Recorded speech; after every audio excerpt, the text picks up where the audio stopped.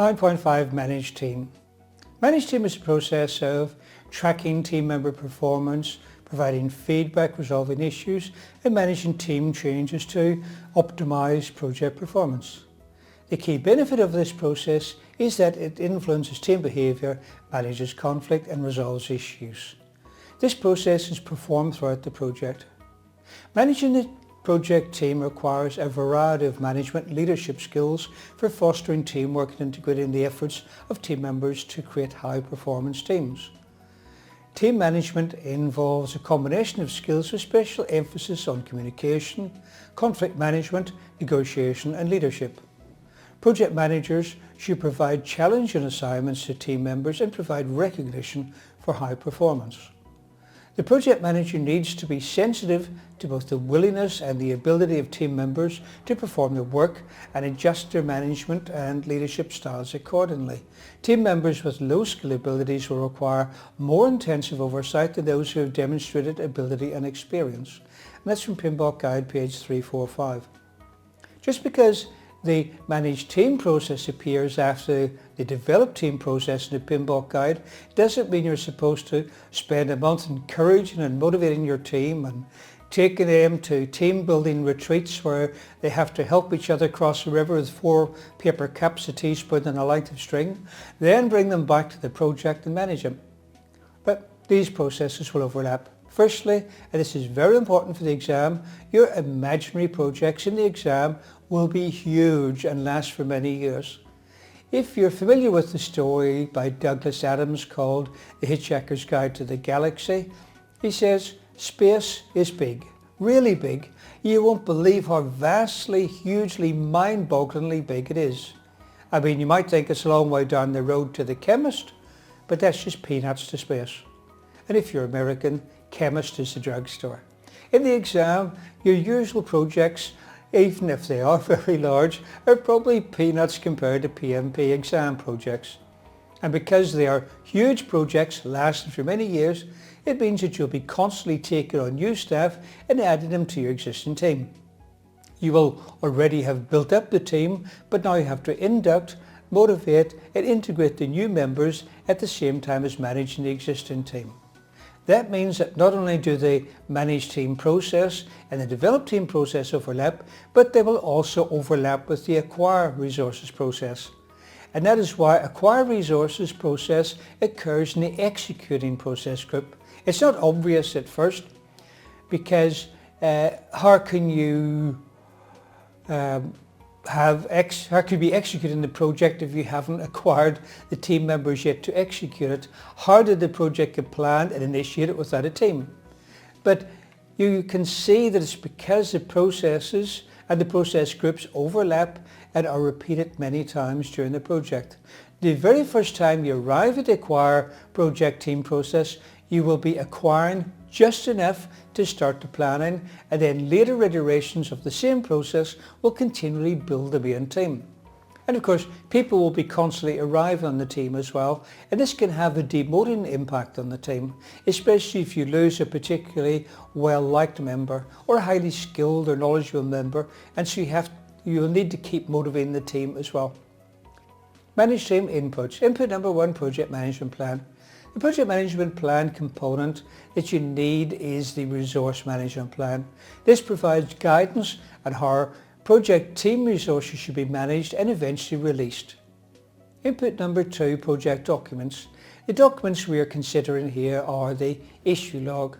Issues raised in the course of managing the project team. An issue log can be used to document and monitor who is responsible for resolving specific issues by a target date. Lessons learned register. Lessons learned early in the project can be applied to later phases of the project to improve the efficiency and effectiveness of managing the team. Project team assignments. These identify the team member roles and responsibilities. The team charter, which I mentioned previously, it provides guidance on how the team will make decisions, conduct meetings and resolve conflict. Input number 3, work performance reports. Work performance reports are the physical or electronic representation of work performance information intended to generate decisions, actions or awareness. Please note that work performance is measuring the performance of the project, not the performance of the team.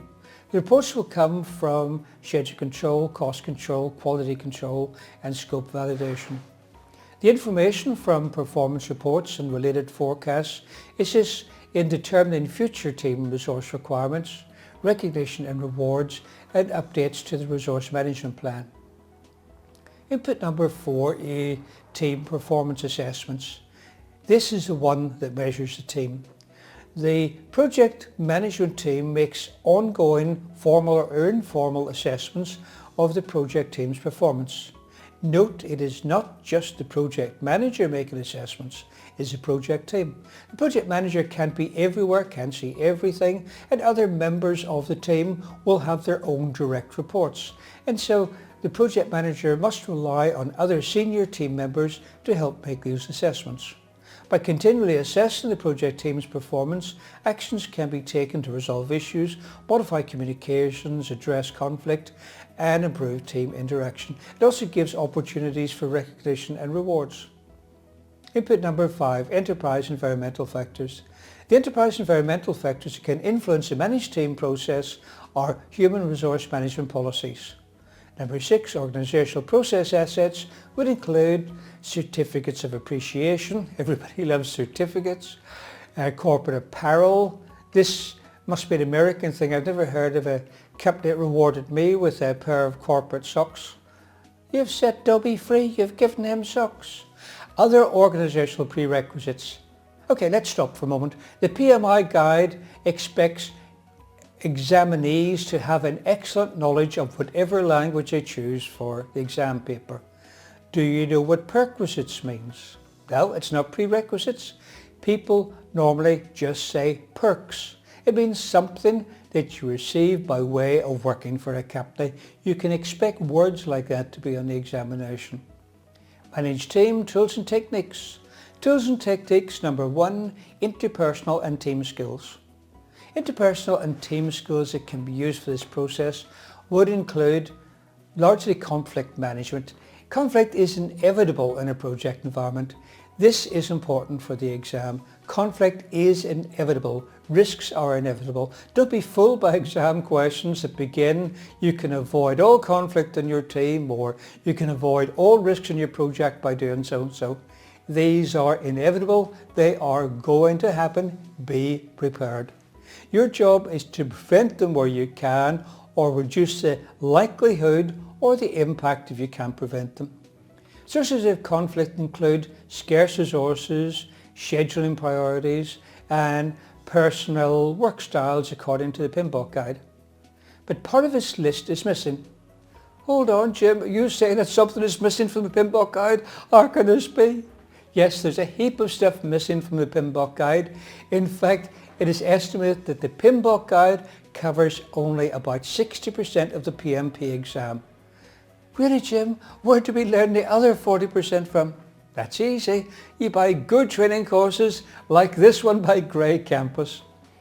I'll just say as an aside, the PMBOK guide covers around 60% of what you need for the PMP exam. It covers 100% of what you need for the CAPM exam. But having said that, if you go into the CAPM exam, having just read the PMBOK, your chances of passing are around 50%. You need to have a good training course for the CAPM exam too. Okay, now the generally accepted list of resources of conflict is as follows. 1, schedules. 2, project priorities. 3, scarce resources. 4, procedures. 5, technical opinions. 6, cost systems. 7, personality conflicts. You will need to know the whole list for the exam. Another common question is, what are the top 3 causes of conflict on the project, which, as we saw, were schedules, project priorities and scarce resources. Another popular question is, what has the lowest impact?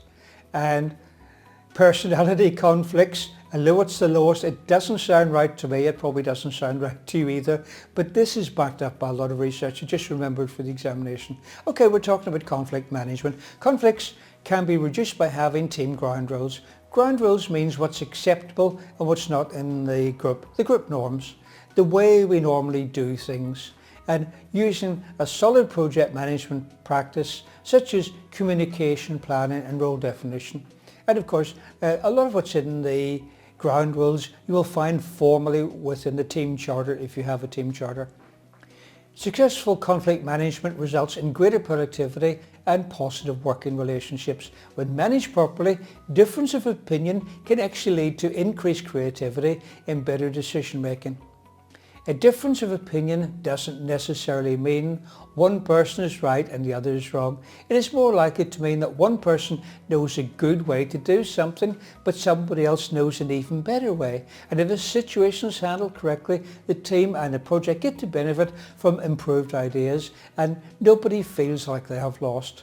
But if a situation is handled badly, everyone can lose.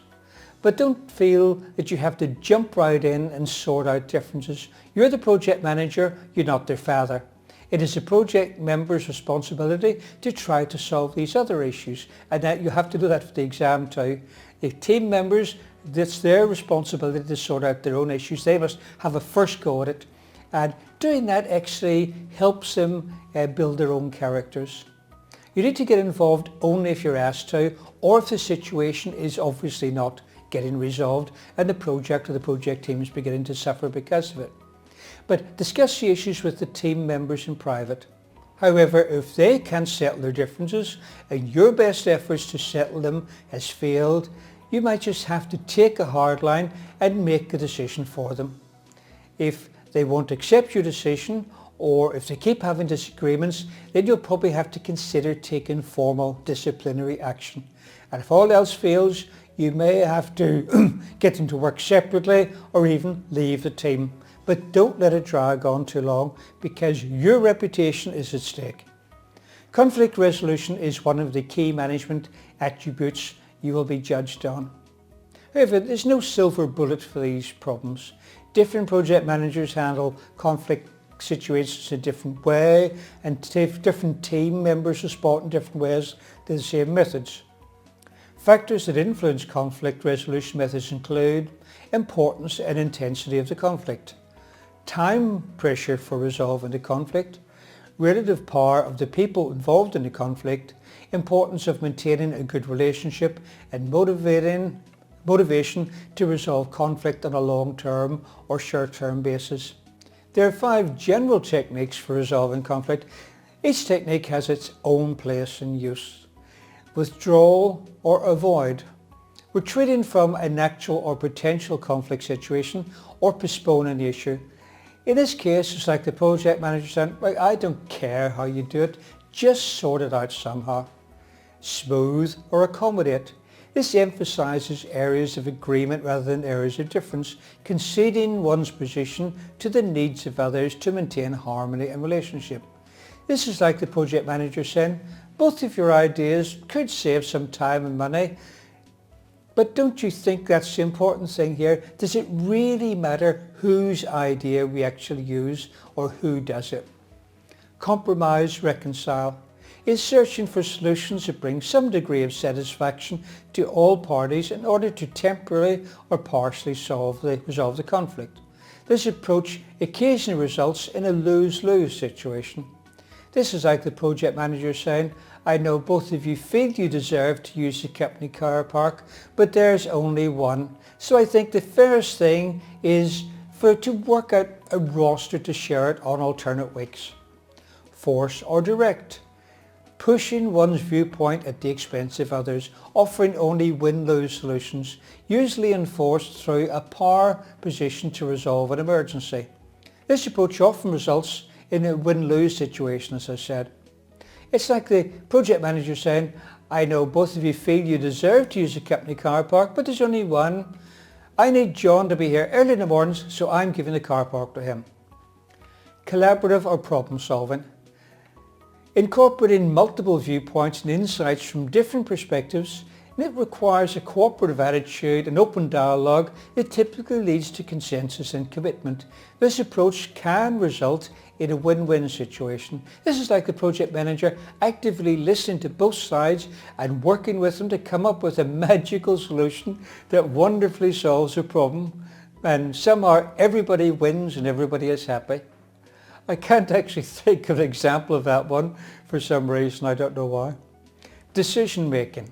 Decision making in this context involves the ability to negotiate and influence the organisation and project management team rather than a set of tools described in a decision making tool set. Some guidelines for decision making include focus on goals to be served, follow a decision making process, study the environmental factors, analyse available information, stimulate team creativity and account for risk. Emotional intelligence. Emotional intelligence is the ability to identify, assess and manage the personal emotions of oneself and other people too, as well as the collective emotions of a group of people. The team can use emotional intelligence to reduce tension by increasing cooperation, by identifying, assessing and controlling the sentiments of project team members, anticipating their actions, acknowledging their concerns and following up on other issues. Influencing. Because project managers often have little or no direct authority over team members in a matrix environment, their ability to influence stakeholders on a timely basis is critical to project success. Key influencing skills would include ability to be persuasive without being pushy and rude, clearly articulating points and positions, high levels of active and effective listening skills, awareness and consideration for the various perspectives in any situation, and gathering relevant information to address issues and reach agreements while maintaining mutual trust. Leadership. Successful projects require project managers and others with strong leadership skills. Leadership is the ability to lead a team and inspire them to do their jobs well. It encompasses a wide range of skills, abilities and actions. Leadership is important through all phases of the project lifecycle. There are multiple leadership theories defining leadership styles that should be used as needed as each situation or team. It is especially important to communicate the vision and inspire the project team to achieve higher performance. Tools and techniques. Number 2, project management information system. This can include resource management or scheduling software that can be used for managing and coordinating team members across project activities. Manage team outputs. Output number 1, change requests. When change requests occur as a result of carrying out the managed team process, or when recommended corrective or preventative actions impact any of the components of the project management plan or project documents, the project manager needs to submit a change request which will be reviewed through the Perform Integrated Change Control process. For example, staffing changes, whether made by choice or by uncontrollable events, can disrupt the project team. This disruption can cause the schedule to slip and the budget to be exceeded. Staffing changes include moving people to different assignments, outsourcing some of the work, or replacing team members who have left. And so staffing changes have to be considered through change control in order for their impact across the project to be evaluated. Output number 2, project management plan updates. Any changes to the project management plan go through the organisation's change control process via a change request. I know I've said that very many times, but it's key to think that way when going into the examination. The examination will try to panic you, they'll bring up situations where it's vital that you react right away without thinking to save the entire project or the world, and now you've got to raise a change request which would be authorised first. Components of the project management plan that may require change requests for the project include the resource management plan. The resource management plan is updated to reflect actual experience in managing the project team. This is scheduled baseline. Changes to the project schedule may be required to reflect the way the team is performing, and the cost baseline. Changes to the project cost baseline may be required again to reflect changes in team performance. Output number 3, project document updates. The documents we may be updating here would be the issue log. New issues raised as a result of this process will be recorded in the issue log. Lessons learned register. As always, we've learned how to do something well. We'll use this in future, but we need to record it now or we forget about it. Project team assignments. If changes to the team are required, these changes are recorded in the project team assignments documentation. Output number 4, enterprise environmental factors, would include input to organizational performance appraisals and personnel skills. This is your team, and they may pick up skills as they're performing the project, or they may be provided with training, and so the new or increased skills need to be recorded to help future HR planning. This is particularly important if the training was paid for by the organisation outside of the project, with a review of using these skills in future projects. Well, this brings us to the end of control resources and also the end of managed team. The next lesson is 9.6, Apply and Control Resources. Please read the corresponding chapter in the PMBOK guide before watching.